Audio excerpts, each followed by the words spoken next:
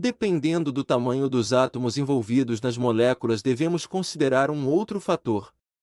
Há a interação entre o orbital 2s de um átomo e o orbital 2p de outro átomo, afetando as energias dos orbitais moleculares formados, separando-os ainda mais.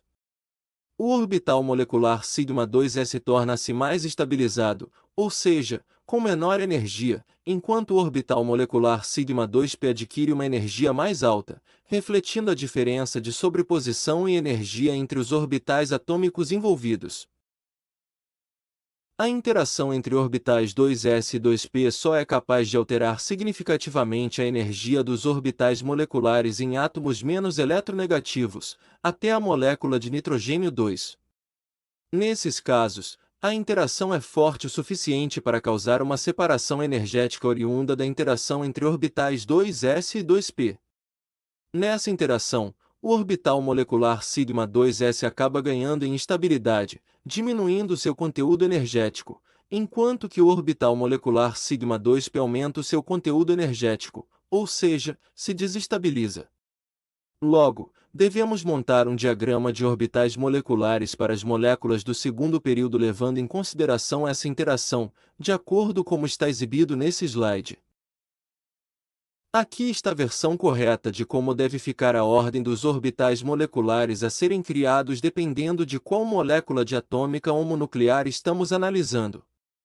Dê um pause no vídeo e observe que, como efeito prático, somente devemos montar o diagrama invertendo a posição dos orbitais moleculares σ2p e π2p dependendo se a interação sp é grande ou não.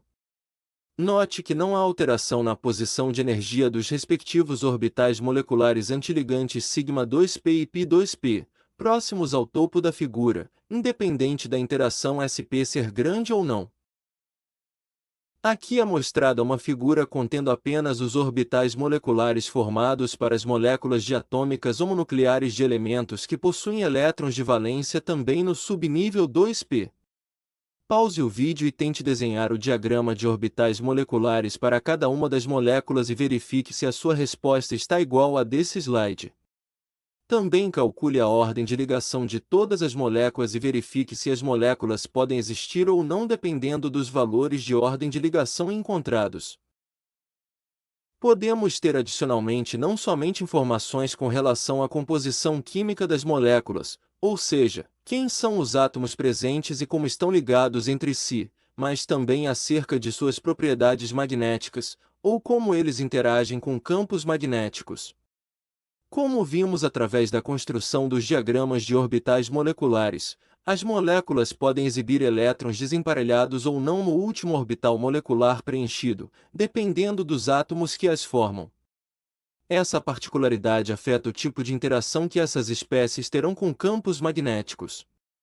Moléculas com elétrons desemparelhados possuem uma grandeza chamada momento magnético diferente de zero, indicando a sua interação favorável com campos magnéticos, isto é, ela é atraída para mais próxima ao campo.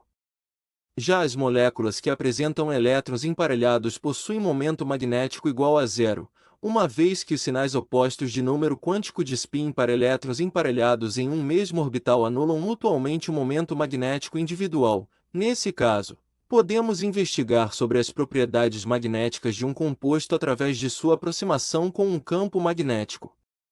Se a amostra exercer uma força descendente, podendo ser medido esse deslocamento utilizando uma balança analítica, existe uma interação atrativa entre o campo magnético e a amostra. Logo, pode-se concluir que se trata de um material paramagnético.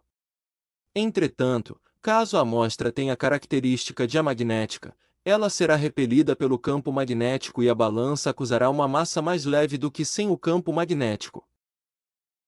Podemos aplicar a construção de diagramas de orbitais moleculares para espécies mais complexas, como moléculas diatômicas contendo átomos diferentes, como no caso da molécula de NO.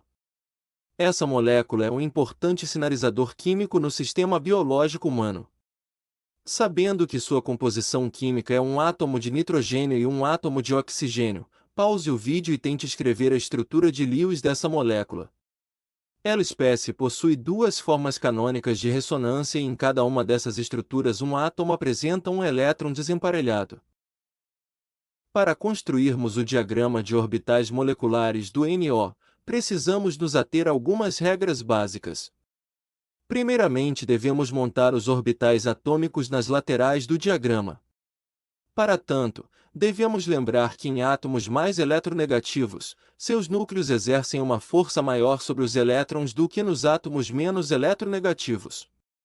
Como essa força é atrativa, os átomos mais eletronegativos apresentam valores menores de energia de seus orbitais atômicos. Posteriormente, deve-se combinar os orbitais atômicos dos átomos com números quânticos iguais para formar os orbitais moleculares. Cada conjunto de dois orbitais atômicos é capaz de gerar dois orbitais moleculares, um ligante e o outro antiligante. Como os orbitais atômicos se encontram em níveis de energia diferentes uns dos outros, não se obtém um quadrado perfeito ao centro da figura, mas sim algo mais parecido com um losango. Deve-se ressaltar que para essa molécula, a interação 2s2p entre os orbitais atômicos não é significativa. Logo, o orbital σ2s tem menor energia que o orbital π2p. Agora pause o vídeo e tente montar as estruturas de Lewis e os diagramas de orbitais moleculares para as espécies CO e HF.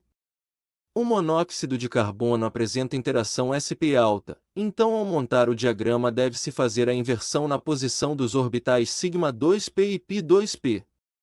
Para o ácido fluorídrico, a interação entre o H e o F ocorre entre o orbital 1s do hidrogênio e um dos orbitais 2p semi-preenchidos do F.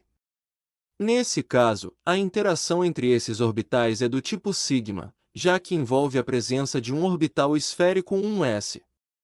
Sendo assim, o diagrama de orbitais moleculares para essa espécie deve ter nos lados os orbitais atômicos tanto do H quanto do F.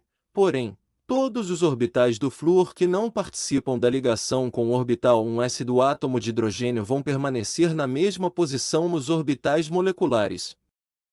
Mas estes agora serão chamados de orbitais não ligantes.